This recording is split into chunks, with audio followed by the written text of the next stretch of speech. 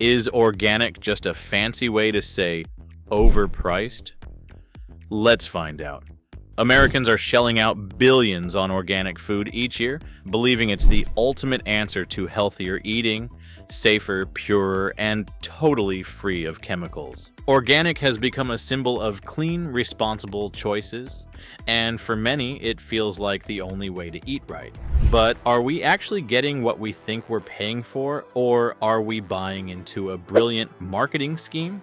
Organic foods promise a world of benefits: fewer pesticides, more nutrients, eco-friendly farming, and improved animal welfare. It sounds like the perfect package. Who wouldn't want all that?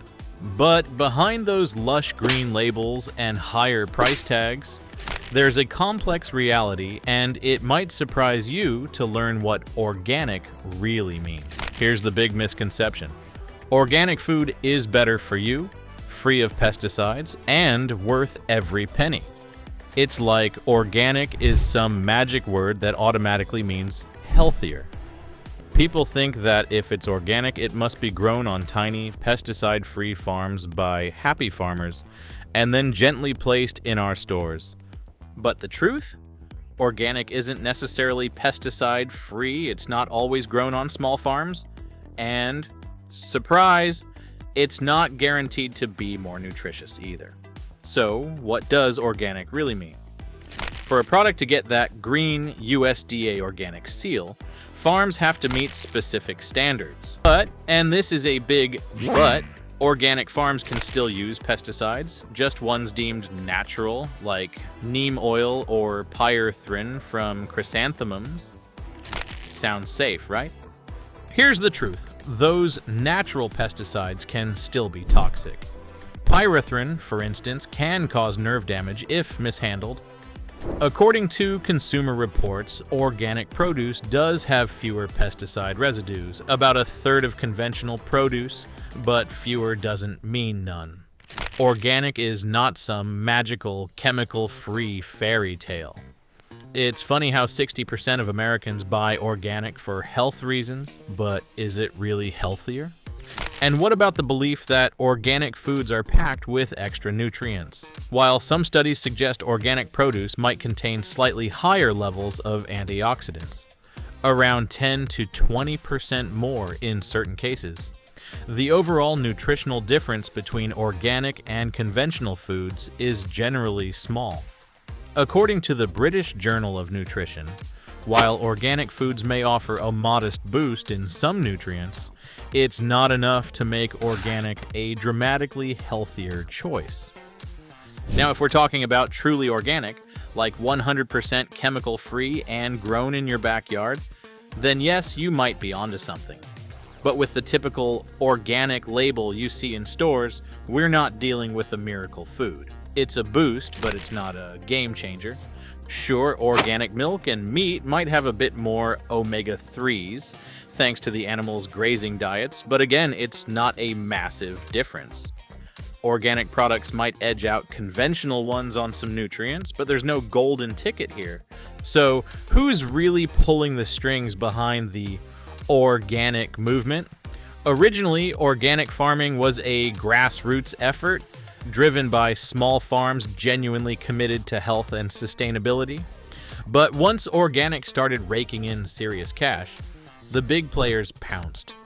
Corporations like General Mills and Coca-Cola swooped in, snapping up organic brands left and right, seeing dollar signs where others saw a healthy food revolution.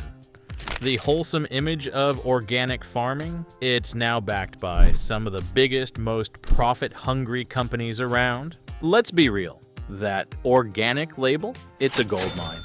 Once corporations caught wind that people would pay 10 to 20% more for organic, they weren't exactly pushing it for the planet.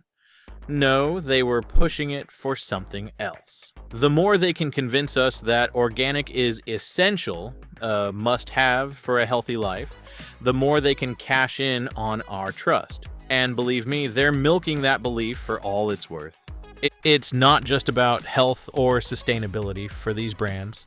It's about controlling the market and maximizing profits. With the organic industry valued at over $60 billion in the US alone, according to Harvard Health, big brands have every reason to fan the flames of the organic craze. The more people buy into the idea that organic is the only healthy choice, the more they're willing to pay those higher prices. And the more these corporations can pocket. And here's the thing. The bigger this misconception grows, the more that industry figure climbs. It's a brilliant cycle for these companies. Create demand, hype the benefits, watch the profits roll in. For them, it's not just about food, it's a business model, one that keeps cashing in as long as consumers believe in the organic miracle. Here's where organic gets a little murky environmentally. Organic farms avoid synthetic chemicals, which sounds great, but they actually need more land, water, and resources to produce the same amount of food as conventional farms. A study from Nature Communications suggests that if we all went organic, we'd need up to 30% more farmland just to keep up with demand.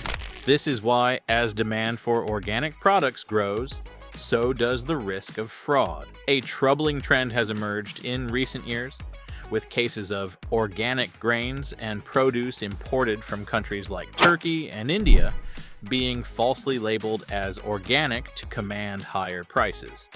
These fraud cases expose a significant flaw in the global organic supply chain. Since verifying organic standards across borders is complex and costly, it's challenging to ensure that imported products actually meet the strict requirements of certified organic labeling. So, is organic food worth it? Well, organic products have fewer synthetic additives and lower residues of antibiotics, which is great.